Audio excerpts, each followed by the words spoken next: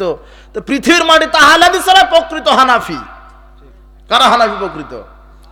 আর তারা ওর দোহাই দিয়ে ভ্রান্ত বানোয়াট আমল করে, এরা হলো সালাকিয়ারা। কথা বুঝেছেন? শোনেন,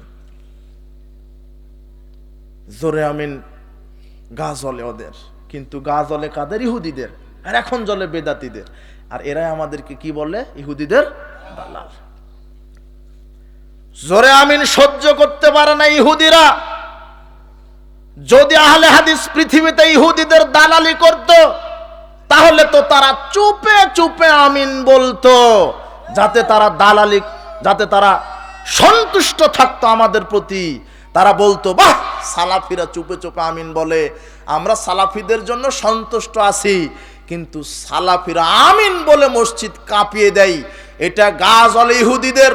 তার মানে সালাফিগণ, আহলে হাদিসগণ জোরে আমিন বলে ইহুদিদের বিরোধিতা করে। আর সোপে আমিন শুনতে মজা লাগে ইহুদিদের। তোমরা সোপে আমিন বলো, তার মানে তোমরা ইহুদিদের টাটকা দালালি করো। আমরা দালালি করি না। গা জ্বলে কাদের? ইহুদিদের। এখন যাদের জ্বলে তারাও ইহুদি। কথা সাফ না? কোনো ভেজাল আছে? ভেজাল আছে?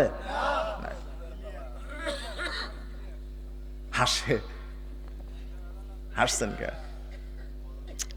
জোরে আমিন শুনলে ভেজাল কারা? গা জ্বলে কাদের? ইহুদিদের। তো এখন যাদের জ্বলবে মনে করবেন তারা কি? আল্লাহ এদেরকে, হ্যাঁ, ইহুদিদের দালাল এরাই। আল্লাহ এদেরকে হেদায়েত দান করুন।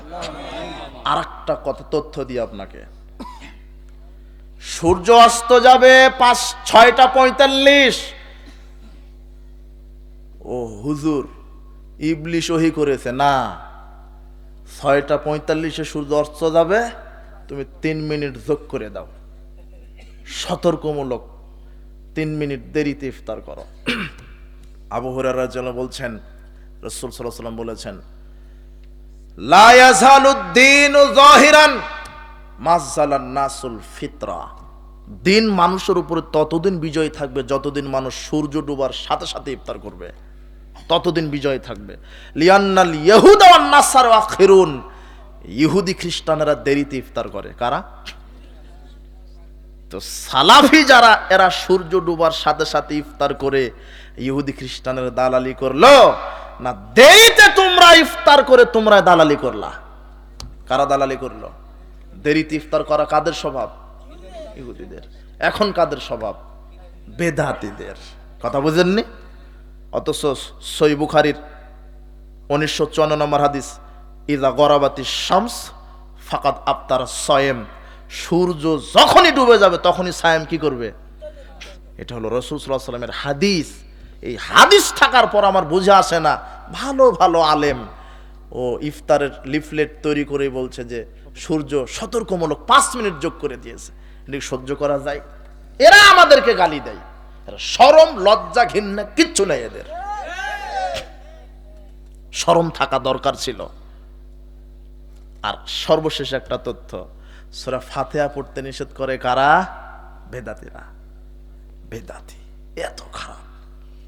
বলছে যে না, ইমামের কেরাতি কি? কেরাত। আমি একটা তথ্য পেলাম, সূরা ফাতিহার শেষ আয়াতে আল্লাহ কাদেরকে অভিশপ্ত বলেছেন? হ্যাঁ, অভিশপ্ত কাদের বলেছেন? ইহুদিরা। আর পথভ্রষ্ট কাদের বলেছেন? খ্রিস্টানদেরকে। তা আমরা যদি দালালি করতাম তাহলে সূরা ফাতিহা তো বাদ দিয়ে দিতাম। কথা বুঝেননি? কথা এইটা বুঝতে কিন্তু একটু ঘেলু লাগবে, ব্রেন লাগবে। গায়রিল মাগদুবি আলাইহিম ওয়ালাদ-দাল্লিন। আল্লাহ, আমরা তাদের পথ চাই না যারা পথভ্রষ্ট, যারা অভিশপ্ত, এদের পথ আমরা চাই না। তুমি ইহুদিদের উপরে গজব নাজিল করো, তুমি অভিশাপ দিয়েছো তাদের, তারা পথভ্রষ্ট ইহুদি খ্রিস্টানেরা। আমরা এটা বলি 17 রাকাত সালাতে 17 বার।